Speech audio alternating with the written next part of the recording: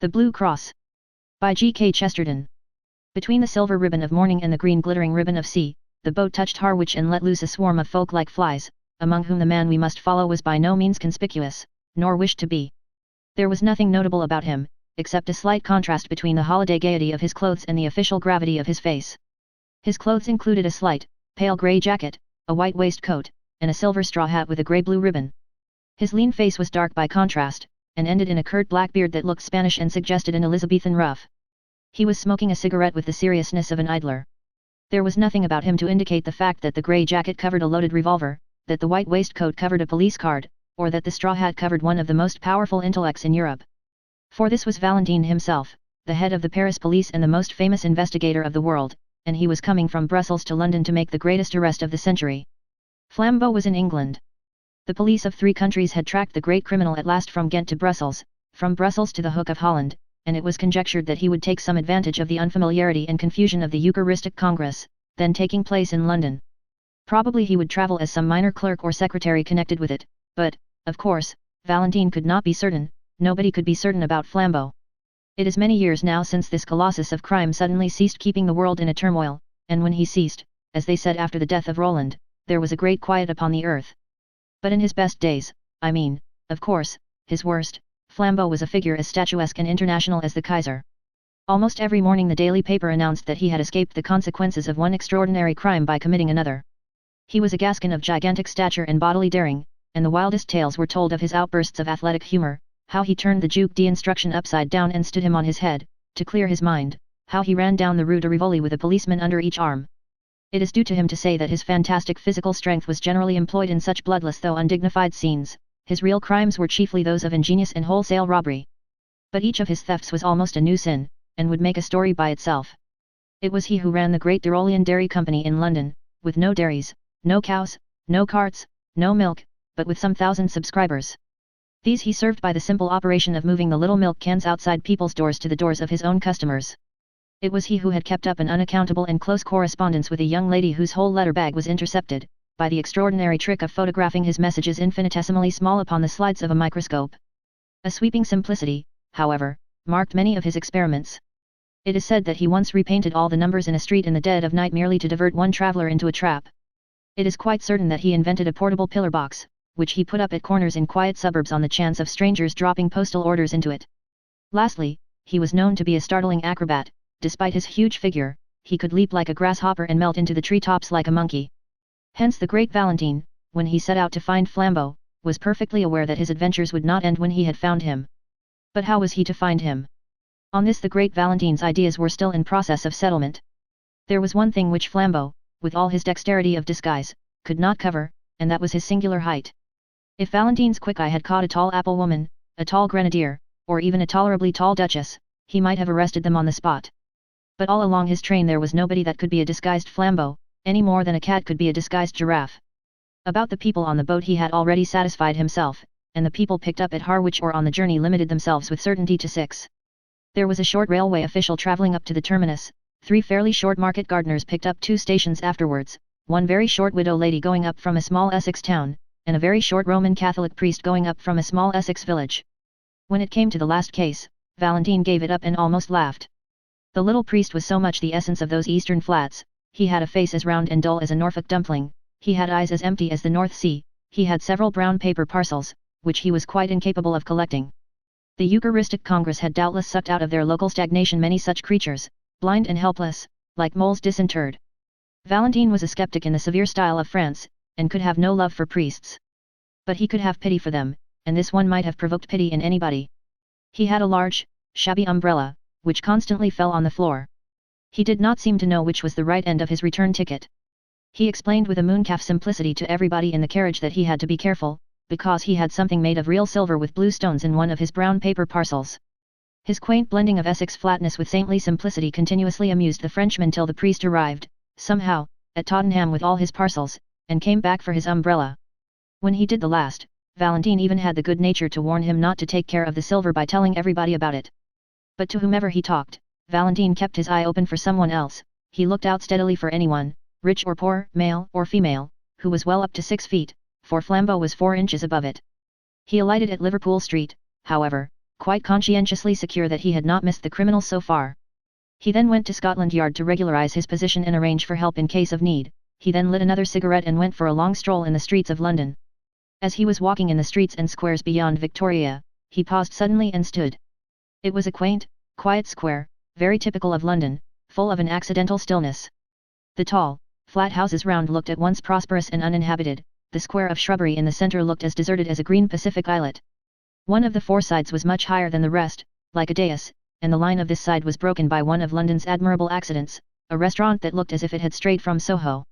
It was an unreasonably attractive object, with dwarf plants in pots and long, striped blinds of lemon yellow and white. It stood specially high above the street, and in the usual patchwork way of London, a flight of steps from the street ran up to meet the front door almost as a fire escape might run up to a first-floor window. Valentine stood and smoked in front of the yellow-white blinds and considered them long. The most incredible thing about miracles is that they happen. A few clouds in heaven do come together into the staring shape of one human eye. A tree does stand up in the landscape of a doubtful journey in the exact and elaborate shape of a note of interrogation. I have seen both these things myself within the last few days. Nelson does die in the instant of victory, and a man named Williams does quite accidentally murder a man named Williamson. It sounds like a sort of infanticide. In short, there is in life an element of elfin coincidence which people reckoning on the prosaic may perpetually miss. As it has been well expressed in the paradox of Poe, wisdom should reckon on the unforeseen. Aristide Valentine was unfathomably French, and the French intelligence is intelligence specially and solely.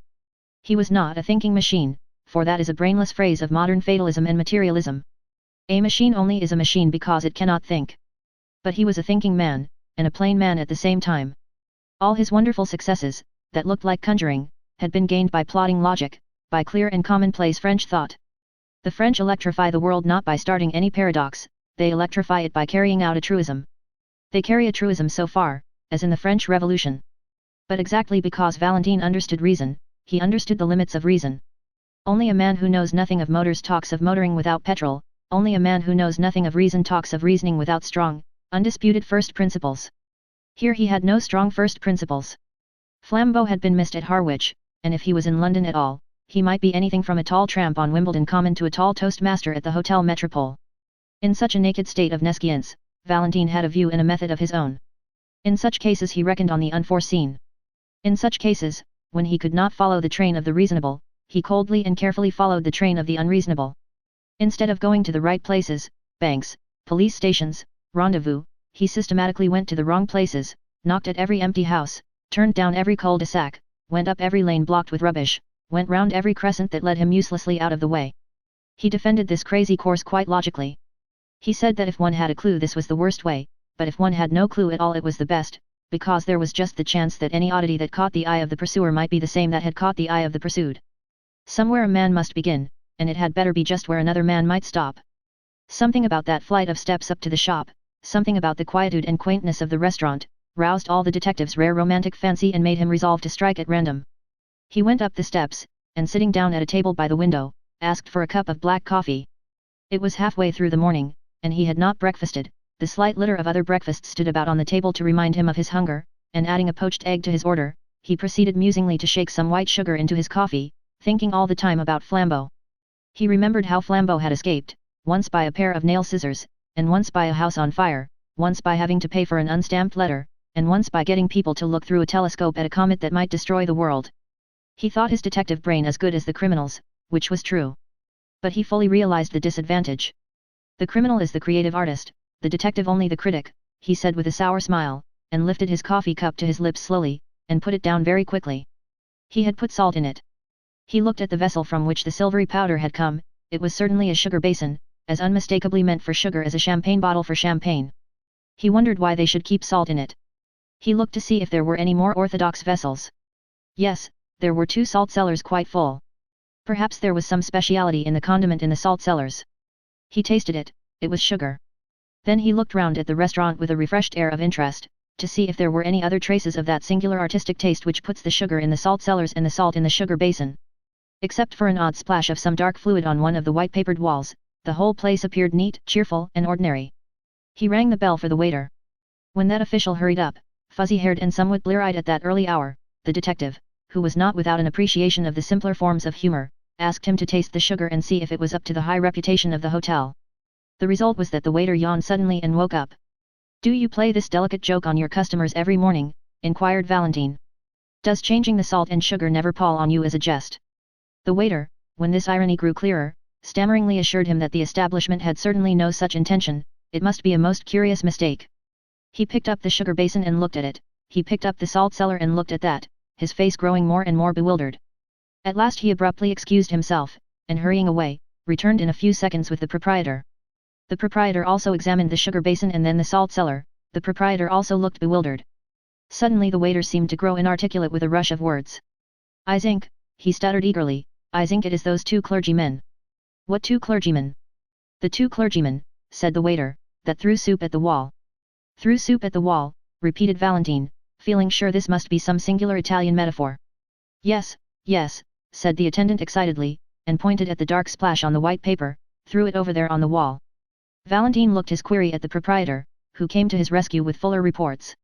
Yes, sir, he said, it's quite true, though I don't suppose it has anything to do with the sugar and salt. Two clergymen came in and drank soup here very early, as soon as the shutters were taken down.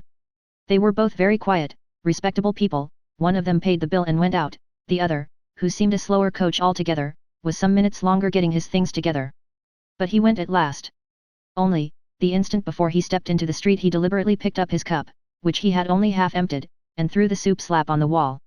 I was in the back room myself, and so was the waiter, so I could only rush out in time to find the wall splashed and the shop empty.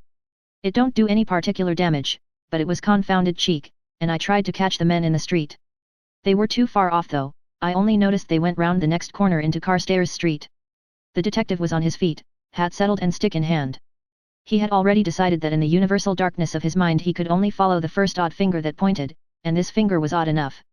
Paying his bill and clashing the glass doors behind him, he was soon swinging round into the other street. It was fortunate that even in such fevered moments his eye was cool and quick.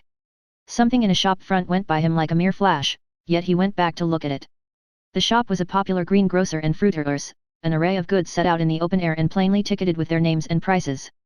In the two most prominent compartments were two heaps of oranges and of nuts respectively.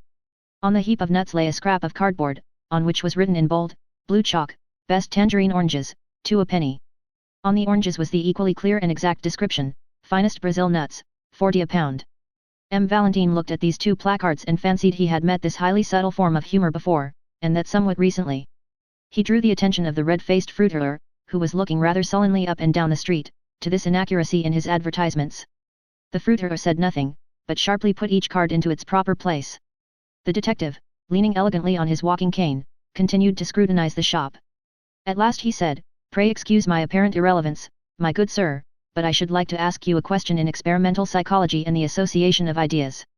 The red-faced shopman regarded him with an eye of menace, but he continued gaily, swinging his cane.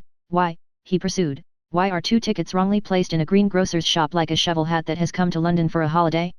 Or, in case I do not make myself clear, what is the mystical association which connects the idea of nuts marked as oranges with the idea of 2 clergymen, one tall and the other short?"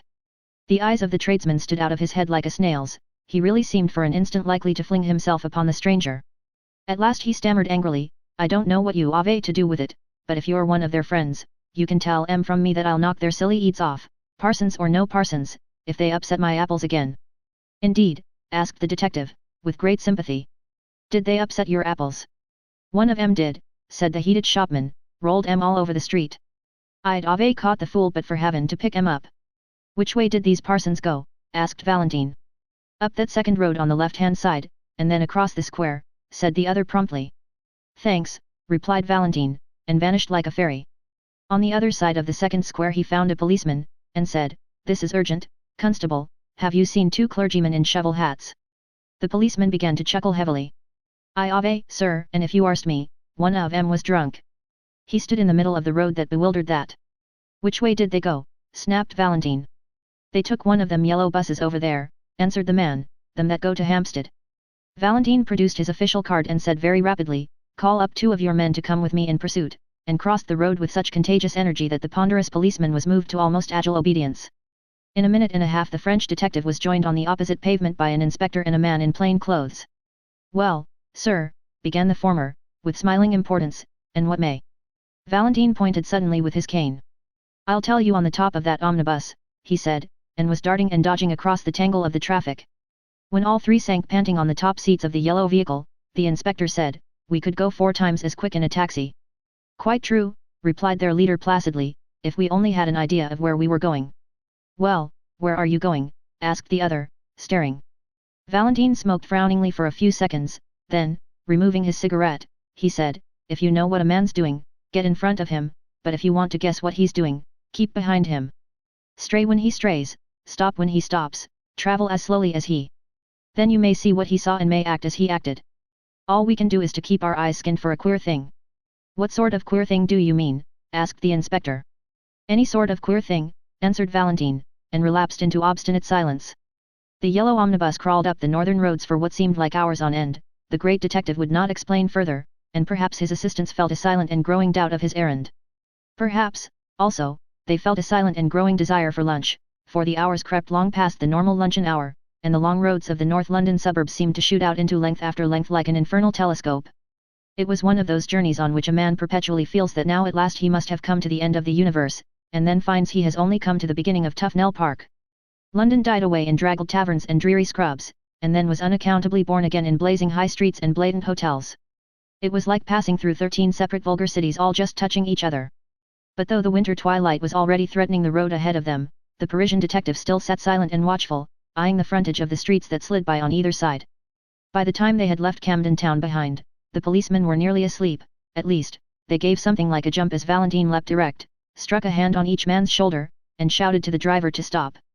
They tumbled down the steps into the road without realizing why they had been dislodged. When they looked round for enlightenment they found Valentine triumphantly pointing his finger towards a window on the left side of the road. It was a large window, forming part of the long facade of a gilt and palatial public house. It was the part reserved for respectable dining, and labelled restaurant. This window, like all the rest along the frontage of the hotel, was of frosted and figured glass, but in the middle of it was a big, black smash, like a star in the ice. "Our cue at last," cried Valentine, waving his stick, "the place with the broken window." "What window? What cue?" asked his principal assistant. "Why, what proof is there that this has anything to do with them?" Valentine almost broke his bamboo stick with rage. "Proof?" he cried. "Good God, the man is looking for proof. Why, of course, the chances are 20 to 1 that it has nothing to do with them. But what else can we do? Don't you see we must either follow one wild possibility or else go home to bed?" He banged his way into the restaurant, followed by his companions, and they were soon seated at a late luncheon at a little table, and looked at the star of smashed glass from the inside. Not that it was very informative to them even then.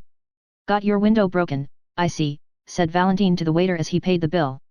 "Yes, sir," answered the attendant, bending busily over the change, to which Valentine silently added an enormous tip. The waiter straightened himself with mild but unmistakable animation. "Ah, yes, sir," he said. "Very odd thing, that, sir." "Indeed. Tell us about it," said the detective with careless curiosity. "Well, 2 gents in black came in," said the waiter, "2 of those foreign parsons that are running about. They had a cheap and quiet little lunch, and one of them paid for it and went out. The other was just going out to join him when I looked at my change again and found he'd paid me more than 3 times too much. 'Here,' I says to the chap who was nearly out of the door, 'you've paid too much.'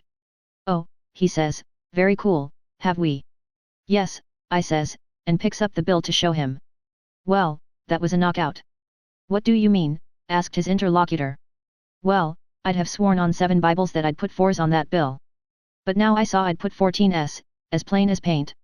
"Well," cried Valentine, moving slowly, but with burning eyes, and then, "The parson at the door, he says all serene, 'Sorry to confuse your accounts, but it'll pay for the window.' 'What window?' I says. 'The one I'm going to break,' he says, and smashed that blessed pane with his umbrella." All 3 inquirers made an exclamation, and the inspector said under his breath, "Are we after escaped lunatics?" The waiter went on with some relish for the ridiculous story. "I was so knocked silly for a second, I couldn't do anything. The man marched out of the place and joined his friend just round the corner. Then they went so quick up Bullock Street that I couldn't catch them, though I ran round the bars to do it." "Bullock Street," said the detective, and shot up that thoroughfare as quickly as the strange couple he pursued. Their journey now took them through bare brick ways like tunnels, streets with few lights and even with few windows, streets that seemed built out of the blank backs of everything and everywhere. Dusk was deepening, and it was not easy even for the London policemen to guess in what exact direction they were treading. The inspector, however, was pretty certain that they would eventually strike some part of Hampstead Heath. Abruptly one bulging gas-lit window broke the blue twilight like a bull's-eye lantern, and Valentine stopped an instant before a little garish sweetstuff shop. After an instant's hesitation he went in. He stood amid the gaudy colors of the confectionery with entire gravity and bought 13 chocolate cigars with a certain care. He was clearly preparing an opening, but he did not need one. An angular, elderly young woman in the shop had regarded his elegant appearance with a merely automatic inquiry, but when she saw the door behind him blocked with the blue uniform of the inspector, her eyes seemed to wake up. "Oh," she said, "if you've come about that parcel, I've sent it off already." "Parcel," repeated Valentine, and it was his turn to look inquiring. "I mean the parcel the gentleman left, the clergyman gentleman." "For goodness sake," said Valentine, leaning forward with his first real confession of eagerness, "for heaven's sake tell us what happened exactly." "Well," said the woman a little doubtfully, "the clergyman came in about half an hour ago and bought some peppermints and talked a bit, and then went off towards the heath. But a second after, one of them runs back into the shop and says, 'Have I left a parcel?' Well, I looked everywhere and couldn't see one, so he says, 'Never mind, but if it should turn up, please post it to this address,' and he left me the address and a shilling for my trouble. And sure enough, though I thought I'd looked everywhere, I found he'd left a brown paper parcel, so I posted it to the place he said. I can't remember the address now, it was somewhere in Westminster. But as the thing seemed so important, I thought perhaps the police had come about it." "So they have," said Valentine shortly. "Is Hampstead Heath near here?" "Straight on for 15 minutes, said the woman, "and you'll come right out on the open." Valentine sprang out of the shop and began to run. The other detectives followed him at a reluctant trot. The street they threaded was so narrow and shut in by shadows that when they came out unexpectedly into the void common and vast sky they were startled to find the evening still so light and clear. A perfect dome of peacock green sank into gold amid the blackening trees and the dark violet distances. The glowing green tint was just deep enough to pick out in points of crystal 1 or 2 stars. All that was left of the daylight lay in a golden glitter across the edge of Hampstead and that popular hollow which is called the Vale of Health. The holiday makers who roam this region had not wholly dispersed. A few couples sat shapelessly on benches, and here and there a distant girl still shrieked in one of the swings. The glory of heaven deepened and darkened around the sublime vulgarity of man, and standing on the slope and looking across the valley, Valentine beheld the thing which he sought. Among the black and breaking groups in that distance was one especially black which did not break, a group of 2 figures clerically clad. Though they seemed as small as insects, Valentine could see that one of them was much smaller than the other. Though the other had a student's stoop and an inconspicuous manner, he could see that the man was well over 6 feet high. He shut his teeth and went forward, whirling his stick impatiently. By the time he had substantially diminished the distance and magnified the 2 black figures as in a vast microscope, he had perceived something else, something which startled him, and yet which he had somehow expected. Whoever was the tall priest, there could be no doubt about the identity of the short one. It was his friend of the Harwich train, the stumpy little cure of Essex whom he had warned about his brown paper parcels. Now, so far as this went, everything fitted in finally and rationally enough. Valentine had learned by his inquiries that morning that a Father Brown from Essex was bringing up a silver cross with sapphires, a relic of considerable value, to show some of the foreign priests at the Congress. This undoubtedly was the silver with blue stones, and Father Brown undoubtedly was the little greenhorn in the train. Now there was nothing wonderful about the fact that what Valentine had found out Flambeau had also found out. Flambeau found out everything. Also there was nothing wonderful in the fact that when Flambeau heard of a sapphire cross he should try to steal it. That was the most natural thing in all natural history. And most certainly there was nothing wonderful about the fact that Flambeau should have it all his own way with such a silly sheep as the man with the umbrella and the parcels. He was the sort of man whom anybody could lead on a string to the North Pole. It was not surprising that an actor like Flambeau, dressed as another priest, could lead him to Hampstead Heath. So far the crime seemed clear enough, and while the detective pitied the priest for his helplessness, he almost despised Flambeau for condescending to so gullible a victim. But when Valentine thought of all that had happened in between, of all that had led him to his triumph, he racked his brains for the smallest rhyme or reason in it. What had the stealing of a blue and silver cross from a priest from Essex to do with chucking soup at wallpaper? What had it to do with calling nuts oranges, or with paying for windows first and breaking them afterwards? He had come to the end of his chase, yet somehow he had missed the middle of it. When he failed, which was seldom, he had usually grasped the clue, but nevertheless missed the criminal. Here he had grasped the criminal, but still he could not grasp the clue. The 2 figures that they followed were crawling like black flies across the huge green contour of a hill. They were evidently sunk in conversation, and perhaps did not notice where they were going, but they were certainly going to the wilder and more silent heights of the heath. As their pursuers gained on them, the latter had to use the undignified attitudes of the deerstalker, to crouch behind clumps of trees and even to crawl prostrate in deep grass. By these ungainly ingenuities the hunters even came close enough to the quarry to hear the murmur of the discussion, but no word could be distinguished except the word reason recurring frequently in a high and almost childish voice. Once over an abrupt dip of land and a dense tangle of thickets, the detectives actually lost the 2 figures they were following. They did not find the trail again for an agonizing 10 minutes, and then it led round the brow of a great dome of hill overlooking an amphitheatre of rich and desolate sunset scenery. Under a tree in this commanding yet neglected spot was an old ramshackle wooden seat. On this seat sat the two priests still in serious speech together. The gorgeous green and gold still clung to the darkening horizon, but the dome above was turning slowly from peacock green to peacock blue, and the stars detached themselves more and more like solid jewels. Mutely motioning to his followers, Valentine contrived to creep up behind the big branching tree, and, standing there in deathly silence, heard the words of the strange priests for the first time. After he had listened for a minute and a half, he was gripped by a devilish doubt. Perhaps he had dragged the two English policemen to the wastes of a nocturnal heath on an errand no saner than seeking figs on its thistles. For the two priests were talking exactly like priests, piously, with learning and leisure, about the most aerial enigmas of theology.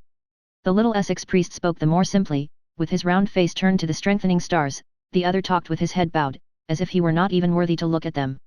But no more innocently clerical conversation could have been heard in any white Italian cloister or black Spanish cathedral.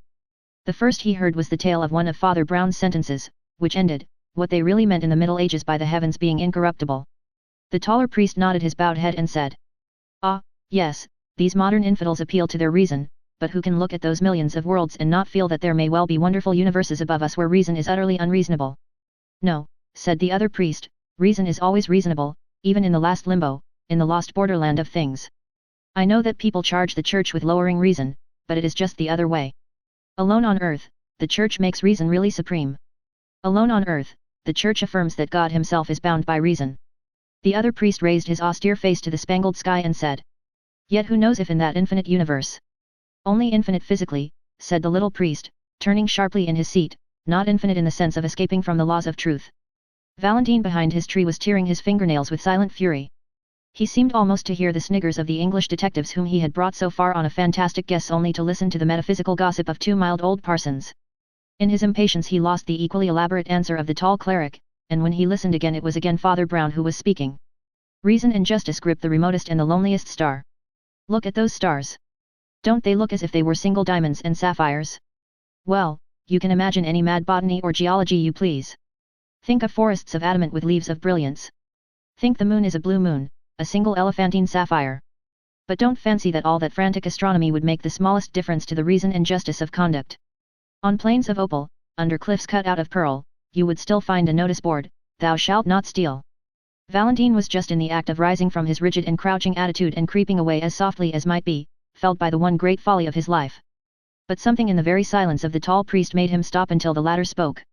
When at last he did speak, he said simply, his head bowed and his hands on his knees, "Well, I think that other worlds may perhaps rise higher than our reason.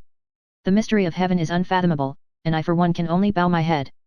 Then, with brow yet bent and without changing by the faintest shade his attitude or voice, he added, "Just hand over that sapphire cross of yours, will you?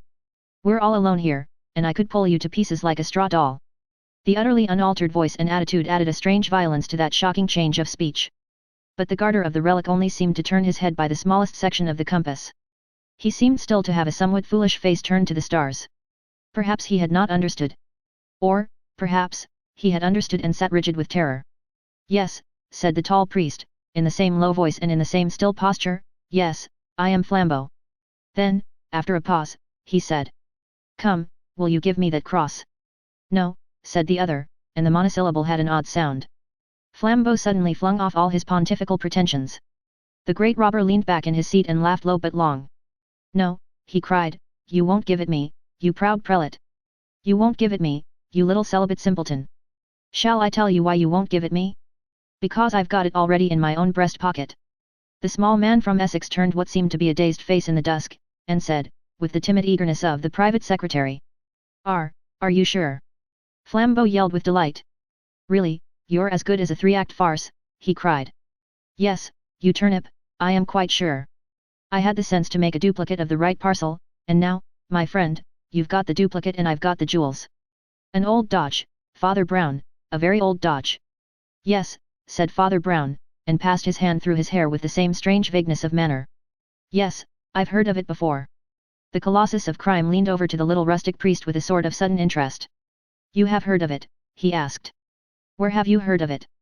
"Well, I mustn't tell you his name, of course," said the little man simply. "He was a penitent, you know." He had lived prosperously for about 20 years entirely on duplicate brown paper parcels. And so, you see, when I began to suspect you, I thought of this poor chap's way of doing it at once. Began to suspect me, repeated the outlaw with increased intensity. Did you really have the gumption to suspect me just because I brought you up to this bare part of the heath? No, no, said Brown with an air of apology.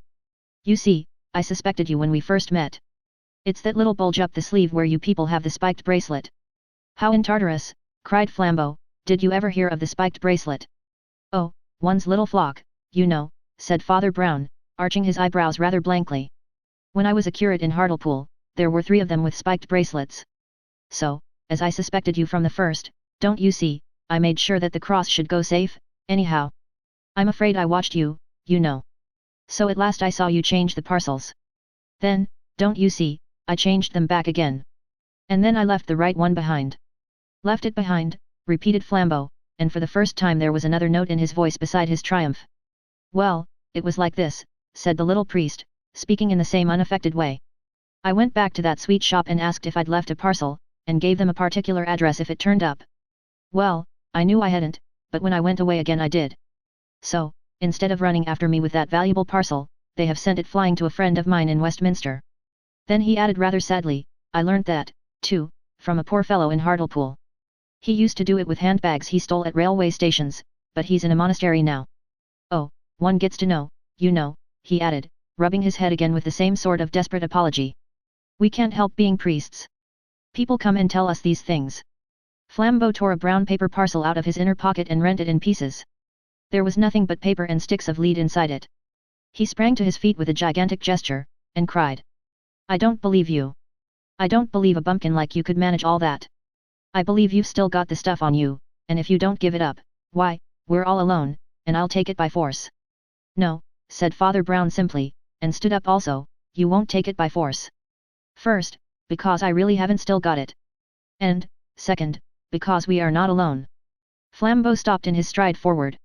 Behind that tree, said Father Brown, pointing, are 2 strong policemen and the greatest detective alive. How did they come here, do you ask? Why, I brought them, of course. How did I do it? Why, I'll tell you if you like. Lord bless you, we have to know 20 such things when we work among the criminal classes. Well, I wasn't sure you were a thief, and it would never do to make a scandal against one of our own clergy. So I just tested you to see if anything would make you show yourself. A man generally makes a small scene if he finds salt in his coffee, if he doesn't, he has some reason for keeping quiet. I changed the salt and sugar, and you kept quiet. A man generally objects if his bill is 3 times too big. If he pays it, he has some motive for passing unnoticed. I altered your bill, and you paid it. The world seemed waiting for Flambeau to leap like a tiger. But he was held back as by a spell, he was stunned with the utmost curiosity. Well, went on Father Brown, with lumbering lucidity, as you wouldn't leave any tracks for the police, of course somebody had to. At every place we went to, I took care to do something that would get us talked about for the rest of the day. I didn't do much harm, a splashed wall, spilled apples, a broken window, but I saved the cross, as the cross will always be saved. It is at Westminster by now. I rather wonder you didn't stop it with the donkey's whistle. With the what? Asked Flambeau. I'm glad you've never heard of it, said the priest, making a face. It's a foul thing. I'm sure you're too good a man for a whistler. I couldn't have countered it even with the spots myself, I'm not strong enough in the legs. What on earth are you talking about? Asked the other. Well, I did think you'd know the spots, said Father Brown, agreeably surprised. Oh, you can't have gone so very wrong yet. How in blazes do you know all these horrors? Cried Flambeau. The shadow of a smile crossed the round, simple face of his clerical opponent. Oh, by being a celibate simpleton, I suppose, he said. Has it never struck you that a man who does next to nothing but hear men's real sins is not likely to be wholly unaware of human evil? But, as a matter of fact, another part of my trade, too, made me sure you weren't a priest.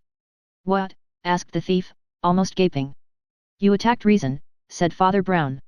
It's bad theology. And even as he turned away to collect his property, the 3 policemen came out from under the twilight trees. Flambeau was an artist and a sportsman. He stepped back and swept Valentine a great bow. Do not bow to me, Monday Ami, said Valentine with silver clearness. Let us both bow to our master. And they both stood an instant uncovered while the little Essex priest blinked about for his umbrella.